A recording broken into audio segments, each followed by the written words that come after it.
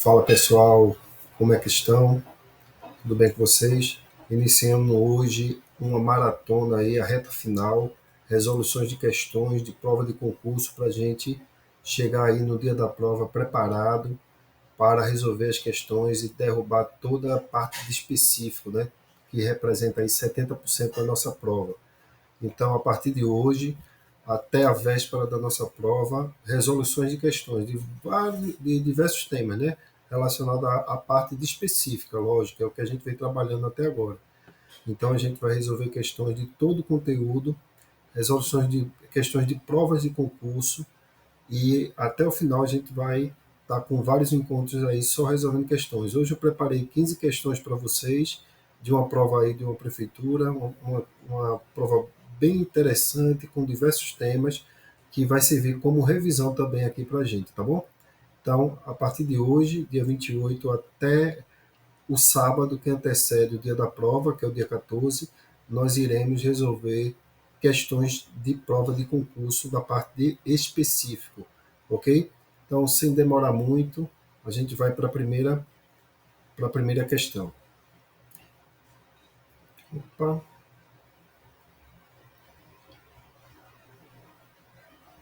deixa eu. Quando eu falo em não demorar muito, aí acontece uma coisinha, né? Mas vamos lá.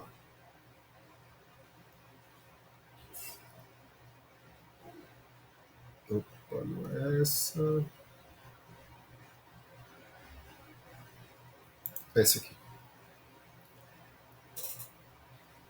Falha técnica aí, mas vamos retomar. Deixa eu carregar.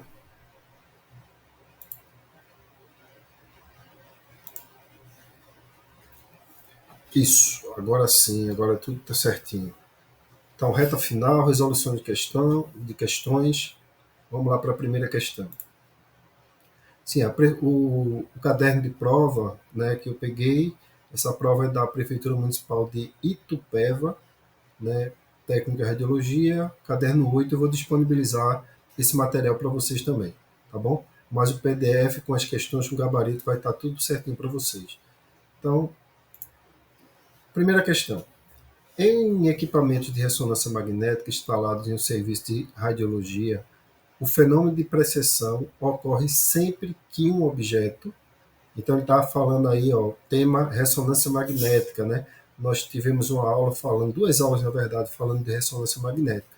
E aí ele está trazendo aí o conceito de precessão, né? E aí, precessão, o que é o que ocorre na precessão, né? Há uma rotação, o objeto fica em rotação e é influenciado por uma força externa, o objeto fica parado e é influenciado por uma força externa, em rotação, né, o objeto fica em rotação e é influenciado por uma força interna, o objeto fica em rotação e é influenciado por uma força espacial, o objeto fica em rotação e não é influenciado por uma força externa. O que é que a gente precisa saber aí? Precisa saber que o movimento de precessão ocorre que onde o movimento realizado por um próton no campo magnético externo é chamado de precessão. Então nós temos aí, ó, a letra A como nosso gabarito, porque existe uma influência de um campo magnético externo, que ele está dizendo aqui, uma força externa, que faz esse movimento de rotacional do objeto. Então, esse é o conceito de precessão, gabarito, letra A. Né? Ressonância sempre vai vir com questões assim um pouco complicadas, né? Não é um assunto tão tranquilo da gente estudar, mas aí resolvendo questões a gente vai revisando e vai fixando alguns conceitos, ok? Então, gabarito da primeira questão, letra A. Opa, esse aqui já veio com gabarito, falha técnica, mas não tem problema. O objetivo aqui é a gente revisar, né? Nos equipamentos de tomografia computadorizada de primeira geração, usa-se um feixe bem estreito de raio-x e uma combinação de movimentos, que o gabarito já está dizendo que é o movimento de translação e rotação. Então, tomógrafos de primeira geração, eles realizavam o movimento de translação e o movimento de rotação. Essa é a característica da geração de equipamentos de tomografia de primeira geração. Ok? Uma questãozinha agora de tomografia computadorizada. Terceira questão. Quando se fala em posições gerais do corpo, estamos nos referindo a 8 posições que comumente utilizamos em radiologia. O termo incidência é um termo correto de posicionamento que descreve.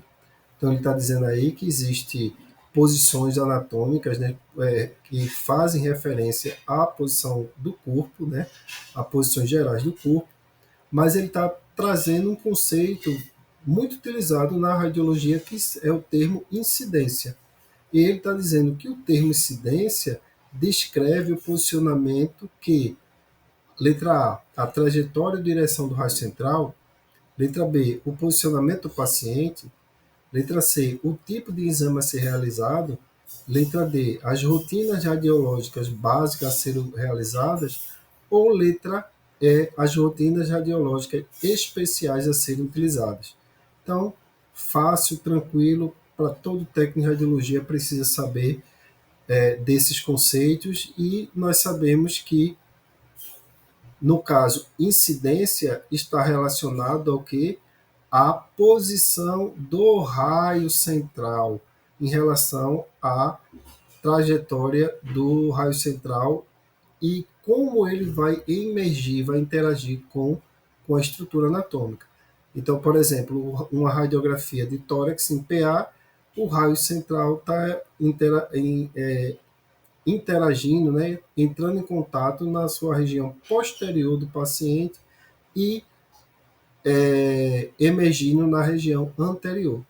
Então, por isso que disse que o paciente está a trajetória postero-anterior, PA.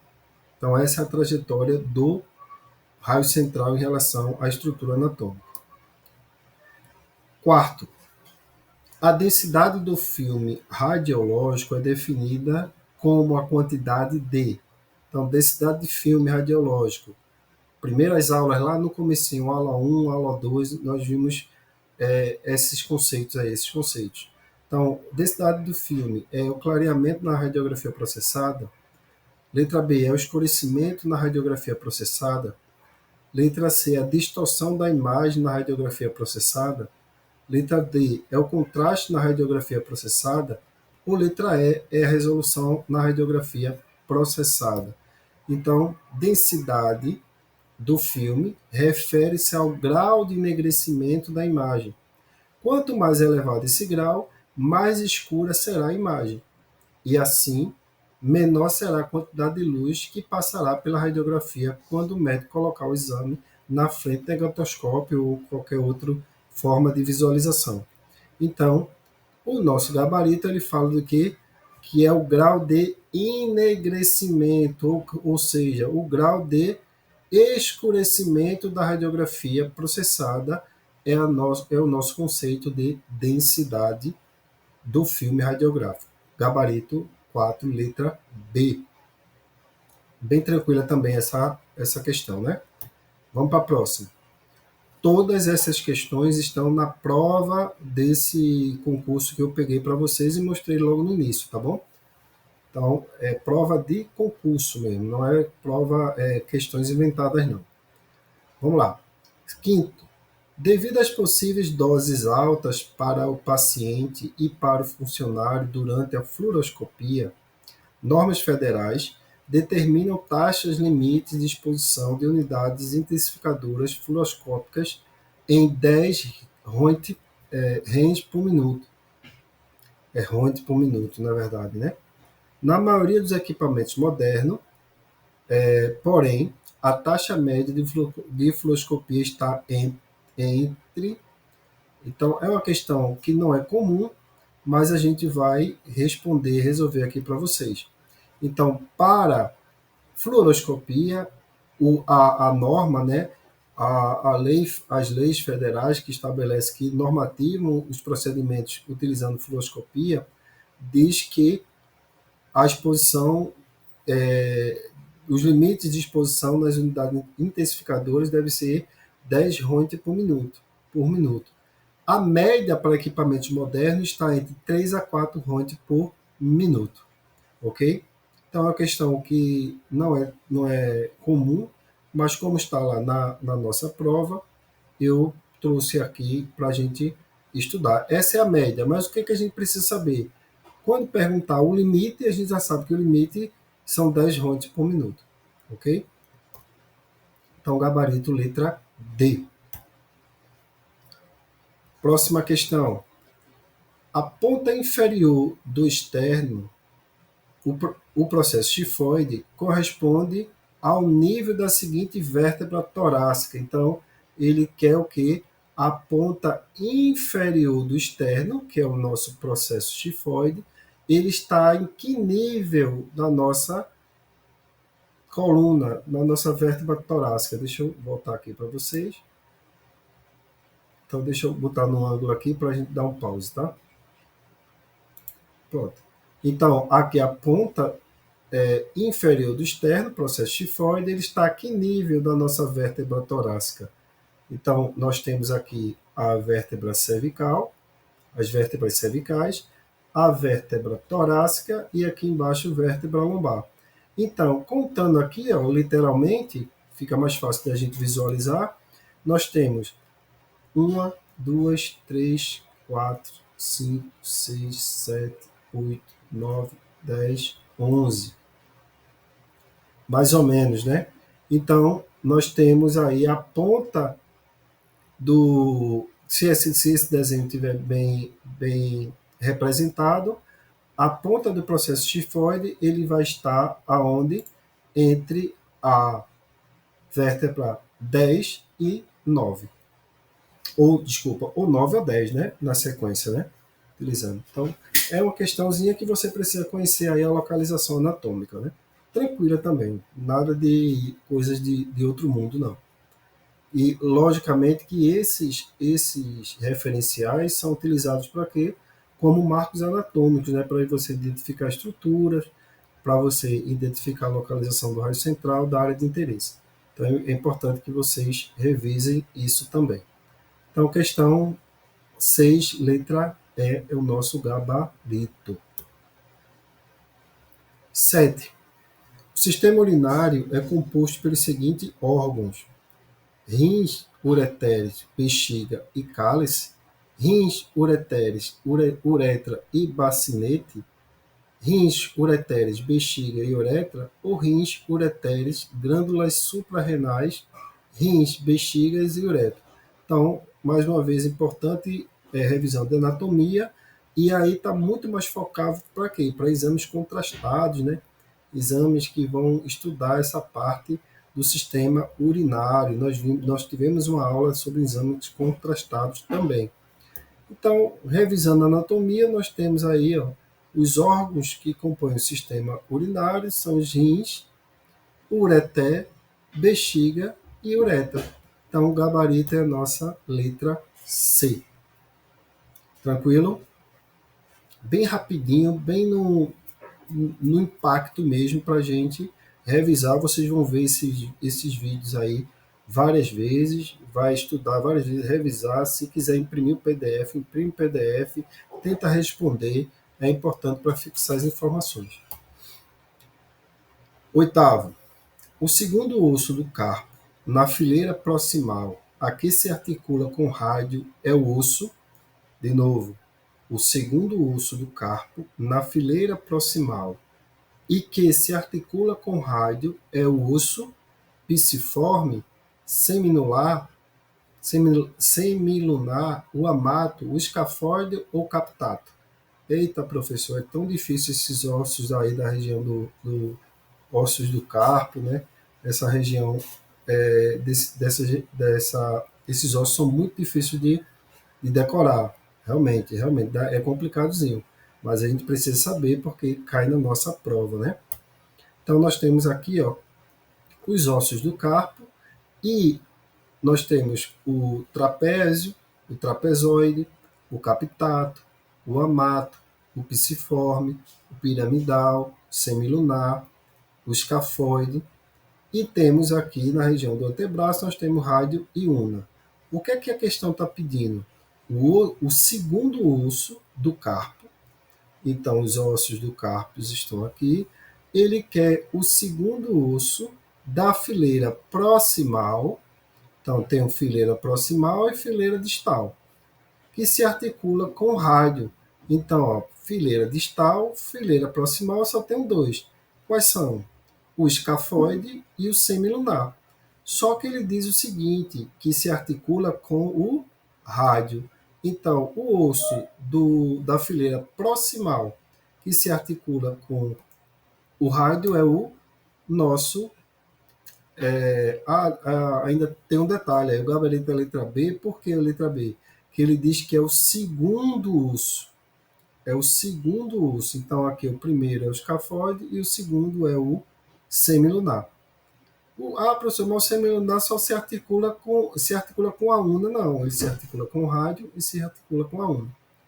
Entendeu? Então, o primeiro osso aqui é o escafoide e o segundo osso é o semilunar. Então, ele pede o segundo osso do carpo da fileira proximal. Ok? Gabarito letra B. Nono, o pé é composto por, olha, mais uma vez a anatomia, a região das extremidades aí, que é bastante complicadinha para estudar, né? O osso do pé é composto por 16 ossos, 8 ossos, 12 ossos, 24 ossos ou 26 ossos? Vou dar um tempinho aí para vocês responderem. Vamos lá? Então, nós temos aqui os ossos que compõem aqui a região do pé, os ossos da falange, os metatarsos e ossos do tarso. Então, nós temos aqui ossos da falange, nós temos 14 ossos, né? Os pododáctilos, que são os dedos do pé, e nós temos no metatarsos 5 ossos, que é chamado de corpo ou diáfice do pé. Os ossos que compõem a diáfice ou o corpo do pé. E nós temos os ossos do tarso, que são 7 ossos.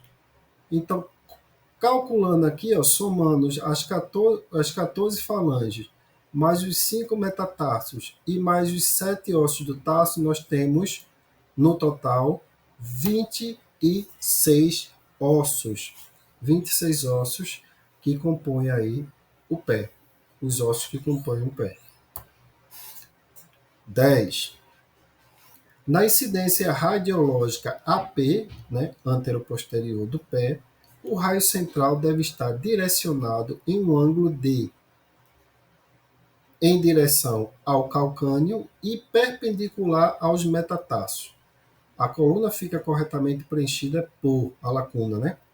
Então, a incidência anteroposterior do pé, o raio central deve estar direcionado em um ângulo em direção ao calcâneo e perpendicular aos metatarsos. A lacuna fica corretamente preenchida por.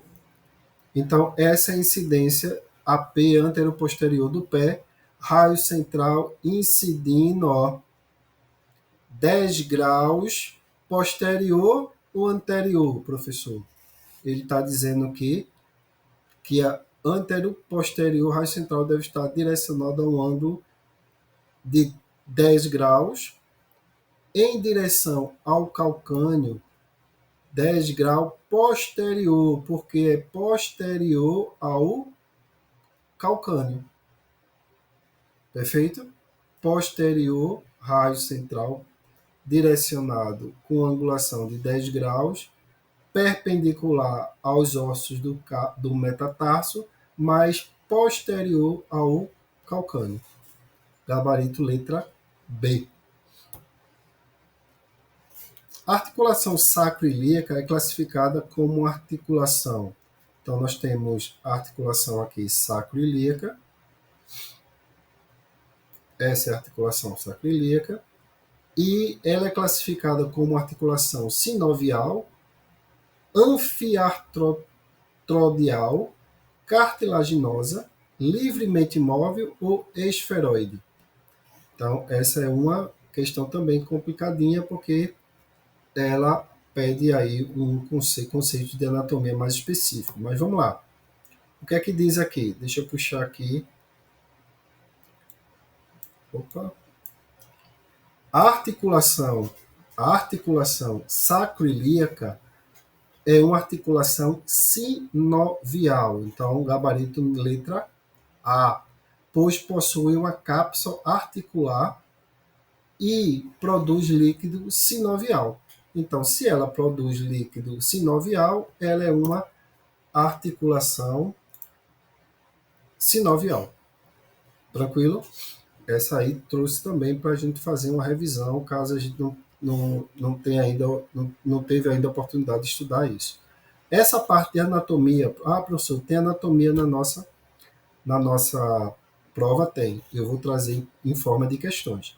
A gente vai revisar a anatomia o máximo que puder em forma de questões nas provas de concurso, tá bom? Nessa reta final. Porque não dá para a gente ficar estudando anatomia aqui, que aí nós não temos tempo suficiente para isso. Então, é mais uma forma de revisão das questões até o dia da nossa prova. Vamos lá. Os movimentos de articulação celular biaxial são flexão, extensão, abdução, adução e circundação. Eles também são encontrados na articulação. Olha aí, uma questão também que eu considero uma questão complicadinha, difícil, mas vai vir aqui como forma de a gente revisar esse assunto. Então, movimentos da articulação celular biaxial são flexão, extensão, abdução, adução e circundação. Eles também são encontrados na articulação. Então, primeiro a gente vai entender esses conceitos aí, que está no enunciado. As articulações em célula são biaxiais, o que significa que permite movimentos em dois planos, o frontal e o sagital. Elas recebem esse nome porque as faces articulares dos ossos têm formato de cela, ou seja, uma côncava e uma convexa. As articulações podem ser classificadas em monoaxiais, biaxiais e triaxiais. As monoaxiais realizam movimentos em um único plano. As biaxiais realizam movimento em dois planos. E as triaxiais realizam movimento em três planos básicos. Então, elas também são conhecidas, essas articulações também aqui, ó. Antes de chegar no nosso gabarito, deixa eu voltar aqui. Então, nesse enunciado a gente conceituou, né? Porque a articulação biaxial viu que existe três formas de articulação, de classificação: as monoaxiais, biaxiais e triaxiais. Monoaxiais, movimento único. Biaxiais, movimento em dois planos. Triaxiais, movimento em três planos. Ainda sobre essa questão, a gente precisa entender o que como é classificado também, como é chamado também essas articulações biaxiais. Ele está dizendo aqui no nosso gabarito que pode ser chamada de trocoida, ou trocoidea, ou pode ser ginglimo, bicondilar, elipsoidea ou gonfose. Eita danado, professor, que danado é isso aí? Meu amigo, a vida não é fácil não. Para passar no concurso, para ter aí uma estabilidade, não é fácil não, tem que estudar. Então, o que é que a gente vai fazer aqui? A gente vai entender cada uma dessas alternativas aí que tem. Então, essa é a forma de você resolver questões de concurso. Não é só ler a questão, pegar o gabarito e nada, não. Nós utilizamos na pedagogia, isso se chama estudo reverso. A gente pega a questão e, em cima da questão, a gente faz a revisão. Então, eu vejo aí no YouTube o pessoal coloca lá um monte de questões e só diz o gabarito. Então a gente vai estudar, revisar o assunto, o conteúdo em cima das questões, nessa metodologia que a pedagogia chama de estudo reverso, né? Então, vamos lá. A letra A, que é a trocoida, é uma articulação que permite a rotação de um osso sobre o outro, olha, biaxial, semelhante a uma roda. A letra B, que é o ginglimo, é um tipo de articulação uniaxial, porque permite apenas o movimento em um eixo. Ele está dizendo que é articulação biaxial, ó. Ele quer a articulação biaxial. A gente já viu que é o conceito. São dois planos. São movimentos articulares em dois planos. A bicondilar são articulações biaxiais, ou seja, que permitem movimento em dois planos. Opa, será que é o nosso gabarito? Mas vamos lá. E a D, que é a elipsoide, é a articulação em que as superfícies ósseas possuem forma elíptica ou côndilos. E a letra E, que é a gonfose, é uma articulação fibrosa que une os dentes aos alvéolos dentários na mandíbula e na maxila. Então, é uma coisa bem específica, né? Então, com isso, a gente conceituou que é a articulação biaxial e entendeu cada enunciado desse, conceituou. Com isso, fica fácil de a gente resolver o nosso gabarito, que é a letra D. Por que a letra D? Porque são articulações em superfícies ósseas que possuem forma elíptica ou côndilos. Esse é o nosso gabarito. Pode ser a letra A? Poderia ser a letra A também, mas aí ele está dizendo que essa articulação ela se encontra em qual superfície, entendeu? Não é o movimento em si, é onde é que está, onde você encontra esse tipo de articulação, esse tipo de movimento articular, em que região? Em região de formas elípticas ou côndilos. Na região do ombro, na região do joelho, são regiões que têm essa característica.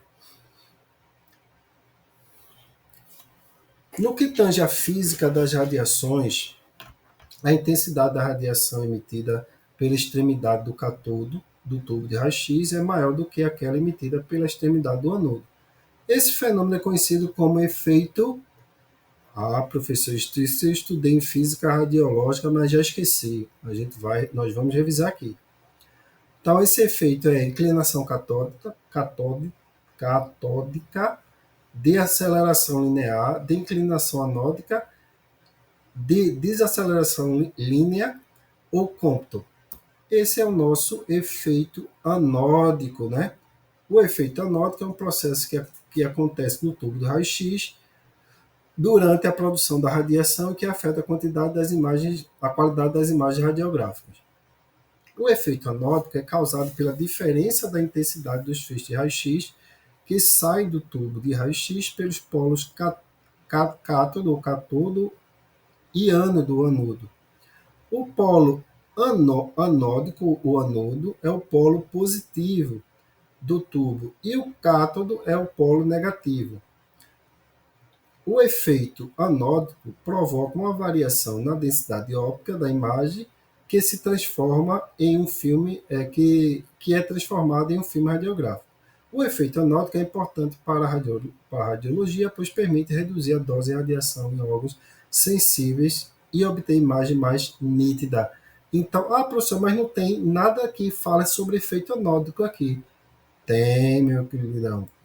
De inclinação anódica. O efeito anódico nada mais é que uma inclinação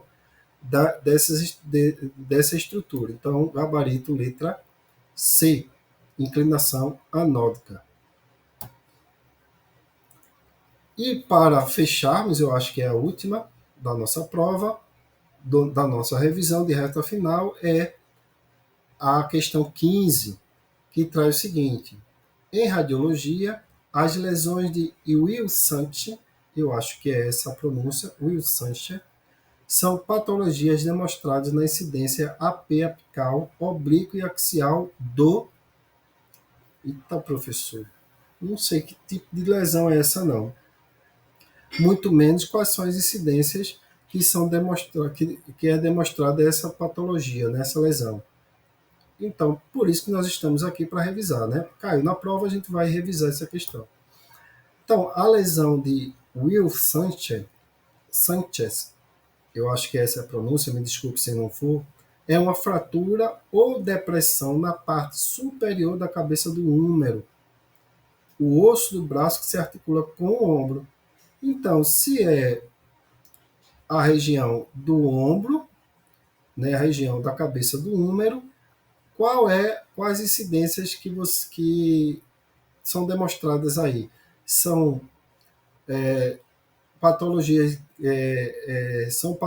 demonstradas na incidência AP apical, oblíqua, axial do tornozelo? Não tem nada a ver com tornozelo. Apêndice cifoide também não tem nada a ver. Externo, não.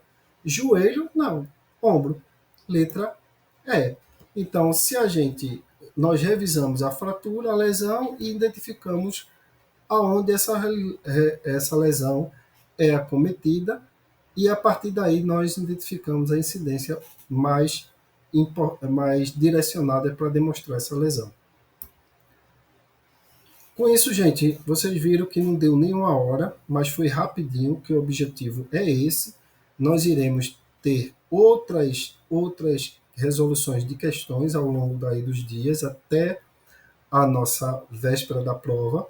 Então, vai ser sempre assim, tá bom? A partir de hoje, reta final, resolução de questões, sempre eu vou trazer uma prova para a gente revisar aqui com vocês, tá bom? Qualquer dúvida, vocês me procuram lá no grupo, que eu estarei aí à disposição para responder para vocês, ok? Até a próxima, tchau!